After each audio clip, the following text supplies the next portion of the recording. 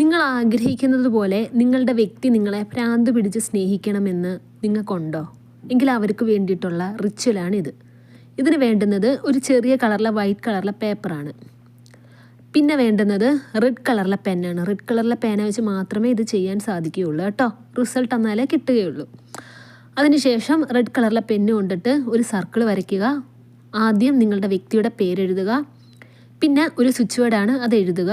149278 497. അതിൻ്റെ താഴെയായിട്ട് നിങ്ങളുടെ പേരെഴുതുക. അതിന് തൊട്ട് താഴെ 1176 എന്ന് എഴുതുക.